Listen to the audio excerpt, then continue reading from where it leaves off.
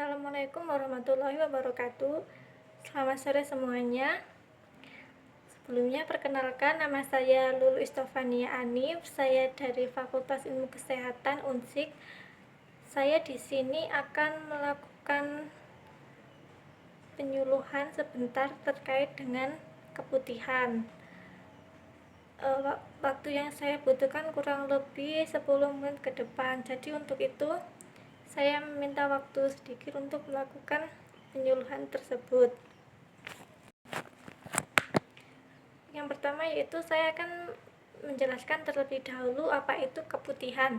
Keputihan adalah keluarnya cairan selain darah dari vagina yang berwarna putih atau putih keabu-abuan, baik encer maupun kental, yang beraroma tidak sedap dan bisa menyebabkan rasa gatal yang cukup hebat.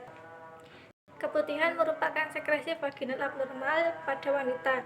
Keputihan yang disebabkan oleh infeksi biasanya disertai dengan rasa gatal di vagina dan di sekitar bibir vagina bagian luar. Jika dibiarkan dan tidak ditangani sedini mungkin, infeksi ini bisa menjalar dan menimbulkan peradangan ke saluran kencing sehingga menimbulkan rasa perih saat si penderita buang air kecil. Yang kedua yaitu jenis-jenis keputihan. Jenis keputihan itu ada dua, yaitu keputihan normal dan keputihan tidak normal. Yang pertama, keputihan normal atau fisiologis adalah keputihan ini merupakan hal yang wajar dan terjadi secara alami untuk menjaga kebersihan serta kelembaban vagina serta melindungi dari infeksi. Keputihan normal terjadi pada masa menjelang atau sesudah menstruasi, sekitar fase sekresi antara hari ke-10 sampai hari ke-16 menstruasi. Bisa juga terjadi saat terangsang seksual dan stres emosional. Keputihan normal biasanya berwarna putih atau bening, tidak berbau menyengat, tidak disertai rasa gatal atau nyeri, serta jumlahnya bisa meningkat menjelang ovulasi, saat kehamilan, atau saat stres. Untuk yang kedua yaitu keputihan tidak normal atau patologis. Keputihan ini menandakan adanya infeksi atau gangguan lain pada organ reproduksi. Tandanya yaitu warnanya berubah, yaitu menjadi kuning, hijau, abu-abu, atau bahkan coklat. Terus baunya itu menyengat atau amis, rasanya itu gatal, panas, dan nyeri di vagina. Teksturnya itu lebih kental, berbusa atau menggumpal seperti susu basi. Ini terjadi karena infeksi jamur, bakteri, parasit, atau penyakit menular seksual. Yang selanjutnya yaitu penyebab keputihan. Penyebab keputihan itu ada dua juga, yaitu secara normal atau secara tidak normal. Untuk yang secara normal, penyebab keputihan itu terjadi karena perubahan hormon. Ini terjadi saat ovulasi, menstruasi, kehamilan, atau penggunaan pil KB. Cairan keputihan bertambah sebagai respon tubuh terhadap lonjakan hormon estrogen. Yang kedua yaitu stres. Kondisi stres dapat mempengaruhi keseimbangan hormon sehingga memicu peningkatan produksi lendir di vagina. Yang selanjutnya yaitu karena rangsangan seksual. Saat terangsang, tubuh memproduksi pelumas alami yang terlihat sebagai keputihan. Yang terakhir yaitu untuk kebersihan vagina. Vagina membersihkan dirinya secara alami dengan mengeluarkan lendir untuk mengeluarkan sel-sel mati dan bakteri. Untuk keputihan yang tidak normal atau secara patologis, keputihan ini disebabkan oleh infeksi atau gangguan kesehatan seperti infeksi jamur atau Candida albicans.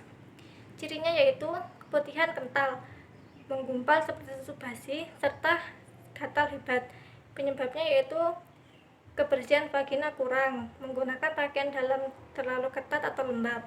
Yang selanjutnya yaitu infeksi karena bakteri. Cirinya yaitu keputihan berbau amis, berwarna keabu-abuan atau putih. Penyebabnya yaitu ketidakseimbangan bakteri baik dan jahat di vagina. Yang ketiga yaitu infeksi parasit. Cirinya keputihan berbusa, warnanya kehijauan atau kekuningan, baunya itu tidak sedap. terjadi karena penularan melalui hubungan seksual. Yang selanjutnya yaitu penyakit menular seksual, contohnya gonore, chlamydia, dan herpes genital. Cirinya yaitu keputihan abnormal disertai nyeri saat buang air kecil, luka atau lecet di area genital. Selanjutnya yaitu karena kanker serviks. Gejala ini bisa menyebabkan keputihan berwarna kecoklatan atau bercampur darah, menyebabkan baunya itu busuk. Terus karena iritasi akibat produk kimia, misalnya penggunaan sabun kewanitaan, tisu berpewangi atau pembalut yang tidak cocok. Ini dapat mengganggu keseimbangan pH di vagina. Yang selanjutnya yaitu tanda dan gejala keputihan. Ini ada dua juga, yaitu secara normal dan tidak normal. Untuk yang normal, keputihan ini tidak berbahaya dan merupakan bagian dari proses alami tubuh. Ciri-cirinya yaitu warnanya itu bening atau putih susu, tidak memiliki bau, dan hanya ada bau sedikit khas vagina. Konsistensinya itu lendirnya ringan atau sedikit kental. Jumlahnya itu bervariasi tergantung siklus haid, stres, atau kehamilan. Tidak menimbulkan rasa gatal, panas, atau nyeri. Yang ini biasanya terjadi saat menjelang ovulasi, menjelang atau sesudah menstruasi, kehamilan, atau pada saat terangsang seksual. Yang selanjutnya yaitu keputihan tidak normal. Keputihan ini menandakan adanya gangguan kesehatan seperti infeksi atau penyakit. Gejalanya yaitu meliputi warnanya tidak normal, warnanya itu kuning hijau, baunya itu menyengat, bau amis, busuk, gatal atau panas, terasa gatal dan panas di area kemaluan, nyeri saat buang air kecil atau saat hubungan seksual, jumlah berlebihan. Terus teksturnya tidak biasa, kental, menggumpal seperti susu basi. Yang selanjutnya yaitu cara mengatasi keputihan. Untuk yang keputihan normal itu tidak membutuhkan pengobatan khusus, tetapi tetap perlu dijaga agar kebersihannya tidak berkembang menjadi infeksi. Tipsnya yaitu yang pertama, jaga kebersihan area kewanitaan. Cuci vagina dengan air bersih dari arah depan ke belakang. Hindari penggunaan sabun kewanitaan yang mengandung parfum. Yang kedua yaitu gunakan pakaian dalam yang bersih dan kering. Usahakan pilih bahan katun agar tidak menyerap keringat. Ganti celana dalam minimal 2 kali sehari. Hindari celana ketat atau lembab. Celana ketat bisa memicu kelembaban berlebih, memudahkan jamur tumbuh. Yang keempat, kelola stres dengan baik. Stres dapat mempengaruhi hormon dan memperparah keputihan.